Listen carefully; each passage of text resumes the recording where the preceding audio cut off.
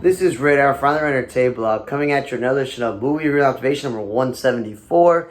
First movie I watched was a documentary called Little Girl about this boy who has decided that they're going to be a girl at 7 years old, and it's the struggles of in the French community where they're like, we won't let them into the dance lesson and all this other stuff, and it's more something that is very short. Put it on the background. Yeah, there's subtitles and you need to look at them, but the movie is what it is. You can have your political opinions on it however you want. It just wasn't that groundbreaking or that exciting. Then I watched the movie Shattered, because it was one of the only remaining movies left from the partner libraries, and I was like, great. I got 2 left, because the rest supposedly, were movies that I'd already given back to my parents. I was like, great, so let me watch what I have. And it got Cameron Monaghan. People say he's from Shameless. He played Joker in the Gotham TV show. Frank Grillo was in this movie. John Malkovich was in this movie. And you're like, okay, cool. So it was really bad writing and boring, where it's like this girl meets this shuttered genius tech guy who's got all this money, sells him a sob story, is automatically into her right away, and she tells him, oh yeah, I'm into you like right away too, and it's like, that's really stupid. Malkovich is a creep who owns like an apartment hotel complex. Frank Grillo's her stepdad, but also sleeps with her. And the whole movie's conning him out of all of his possession, all of his money. And yeah, I was just like, okay, really bad movie. Give Cameron Monaghan like credit. He gets to be a lead in a movie, but it was just not really good. Then I was like, I've been watching some bad movies recently. Let me watch a blockbuster movie, and I watched Creed 3. Well, it was not as good as Creed 1 or Creed 2. He's supposedly so many years out of boxing, he's retired, that he's got his own gym and he's recruiting his own fighter. And supposedly Jonathan Majors was his childhood friend. They came up with this idea because they were like, we ran out of ideas. And he comes out of prison and he wants to fight and be a heavyweight champion. And there's no way around it. And of course, he kind of like takes advantage of Michael B. Jordan's, kindness. And it gets to a point where the two of them go on and they have to fight, and that's the whole point of the movie. He comes out of retirement. Tessa Thompson, his wife, it's still getting out of my head that she's a lesbian Valkyrie in Thor, and this one she's married to Michael B. Jordan, has a kid, but the kid's deaf. And I can't remember if Rocky died in the first one or second one, but, like, spoiler alert, like, they're literally trying to kill off everyone who was in the original Rocky franchises, so then we don't have to worry about them anymore. But it's supposedly Wood Harris, who has been in these movies, his father was one of the original trainers, so at least I like that. But him and Felicia Rashad are bad guys from Empire, and I'm just like, again. Good thing it was an hour and 50-something minutes. It wasn't too long. It was basically like, okay, he's got to go to fight a person who somehow just got on top, but he also hasn't fought in years because he's retired, so I kind of liked it. Thought it was entertaining and watching, not inappropriate, but again, I don't know if you're one of those Rocky fanatics, but, like, usually the first couple are the best. If they continue to make Rocky movies, you're just like, keep going. Then I saw the movie 9 Bullets, and, oh boy, it is not that exciting or that interesting of a movie. It is, the woman says many times, she's got 9 lives, she can't be killed, she could take 9 bullets, in her, whatever. And it's a burlesque dancer who's neighbors with the family, and the family steals from a bad guy, kills them in front of the boy, and she's got to raise the boy because the uncle, who's a Jewish rabbi, I don't understand, that was really dumb. Throw that in there, it just was like extra, not needed. And it turns out the bad guy is her ex-boyfriend who's still into her, even though he's got plenty of girlfriends and all this other crap. And it looks like she dies, but then she lives because she can take 9 bullets. It was so stupid. She thinks, oh, I can be a writer and move on with my life. They'll be good. It was just horribly written and put together. And then Carmelo Anthony's wife is a reality star. We've been over this. Anytime I see her in a movie, her acting is horrible. I don't know if they're still married, but Lala Anthony, listen, you don't know how to act. Her character was wasteful and stupid in this movie as well. So don't ever watch this movie because it should be called 9 Reasons to Fall Asleep. Then I watched another big time movie, that's what I left, with Dungeons & Dragons. From this cover, it kind of looked like a Jonas Brother, but it's really Chris Pine playing like the main character in this movie. I like the Michelle Rodriguez tough fighter woman. Just I don't know much about Dungeons and Dragons, so she likes little people. I don't know. Then there was like a girl who's like not human and she can change her form. And Hugh Grant, supposedly a good guy, but then he's playing a bad guy. And I'm like, stop playing bad guys. This isn't Paddington 2. And the guy from, Bridgerton, but I know him from For the People. And then the other guy, I know him from Justin Smith. I know him from Pokemon. And again, it's rated PG-13, so it's not inappropriate. It's a typical science fiction fantasy movie. I don't know why it's action, because it's more like there's all the science fiction. There's fantasy, there's dragon, there's other creatures and stuff happening. There's like an evil woman they gotta stop. Yeah, I liked it. It was fun. Like, it's more of an adventure than an action movie. The library said action/adventure. It's just a fun ride to go on, with the, losers or like underdogs trying to save the day. I thought it was pretty good. Little appearance by like Bradley Cooper. It was nice. It was nicely put together, this movie, and I was like, you know what? That's good. Then I was like, I've been putting off this movie because it's literally 2 hours and 40 minutes, was Wakanda Forever from Black Panther #2.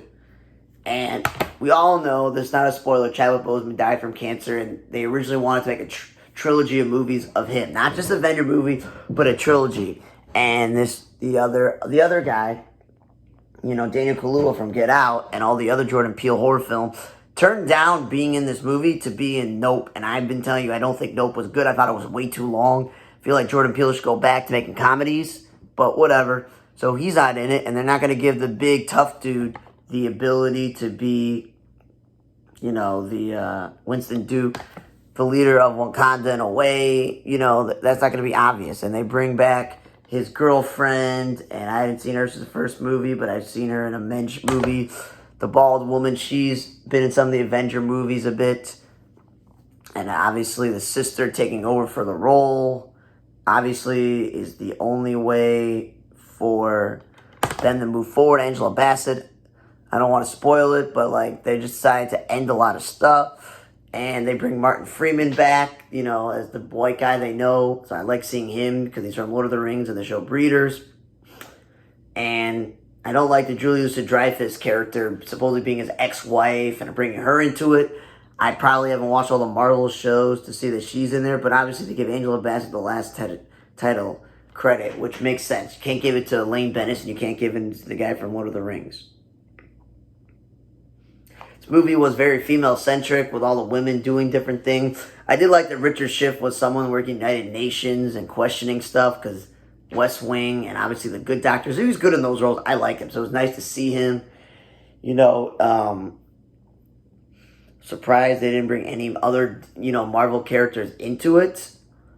But then I didn't like them introducing this black college student girl who was like, supposedly made some technology that can find vibranium, whatever the toughest thing to do. And it's like, okay, cool. She makes her own Iron Man suit. Like, okay, cool. That's fine. And I liked how they crafted like a good villain that, came from nowhere, but there's also a hidden village, and they have their own powers and their own origin story and what he's trying to fight for. But I feel like, again, like Marvel does a lot of times, a city that's like hidden with their own science and their own technology and their own everything. That kind of sounds like what?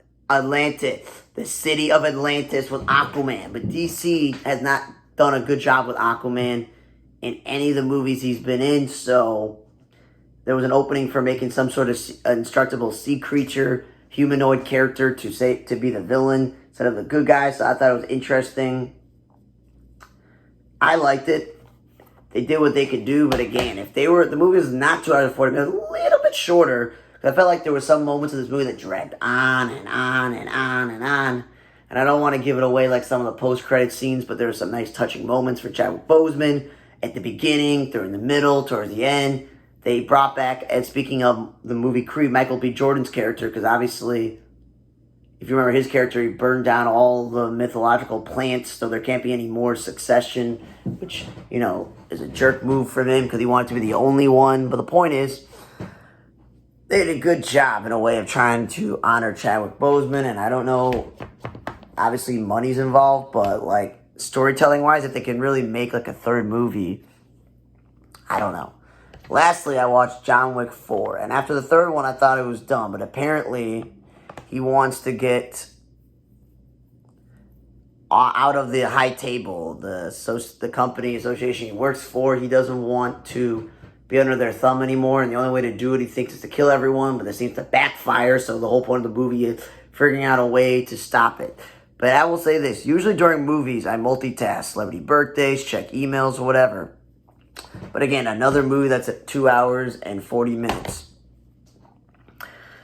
It's so much fighting with martial arts and weapons and guns and action. There's not a lot of gore. I'm surprised. There actually is not as much gore as I thought.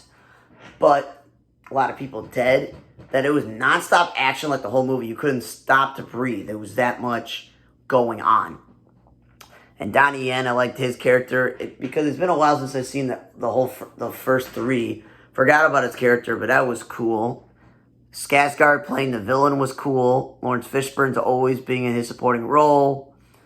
The guy who runs the building that he gets his weapons from, he was in the movie. I didn't like the way, spoiler alert, that Lance Reddick's character is taken care of in the writing of the story. It was just like, bam, out of mind, out of sight. But obviously, it's tragically he passed away, so there's a good way that they, throughout the movie, trying to, help him out and stuff. And I did like, there was another character with a dog, there were some car scenes, there was some horseback riding. Like, the point is, the plot of the movie is Skarsgård, I guess Next Generation, whatever, is in charge of things from the from the high table, and he wants John Wick dead because he went against the code of the contact. He's excommunicado, so how many people are trying to help him? There's other agents' buildings throughout the world and stuff, and I thought that was cool to incorporate that. A lot of interesting characters, a lot of things going on, and I just like seeing Clancy Brown of SpongeBob and Justice League fame and a few other live-action performances like The Flash and the show that was on for 1 year that was okay. But the point is, like, it's cool to see him playing a helpful character to the bad guy and setting things up. And I'm just like, it's just cool to see Clancy Brown. Cool to see Clancy Brown. Cool to see Lawrence Fishburne. As we mentioned in some of the movies I've seen before, Donnie Yen's like this huge action star in Asia. But the fact that he could be in an action franchise like this movie, not bad. Just literally like a video game. Bad guys after bad guys trying to kill him. The personal, bad guy of Skarsgård wouldn't go down, and, his crew and stuff. And then there's all these other crews that are trying to kill him. So it was really good. I liked it. But again, didn't understand why you need to make 3, let alone a 4th. I enjoyed Wakanda Forever, but obviously nothing's going to ever top the first one. I did like the ride that I went on Dungeons and Dragons. I like Creed 3, but obviously, as I said, no purpose. But again, do not watch 9 Bullets. It's horrible. It's not action or adventure or thrillery. Do not watch Shattered. It's so bad, and you can understand the plot right away. Little Girl is just a waste of time. So it really comes down to, what did I like better? I think Dungeons and Dragons is my favorite movie this week. I had the most fun watching it. Creed there was some moments where it was a little boring, just a little bit too much. Wakanda Forever dragged on for a bit. Same thing with John Wick, dragging on with all the action scenes. But thanks again for listening to another edition of Movie Reviews Observation number 174. For On the Radar Table Log, I'm Radar. See you guys next time.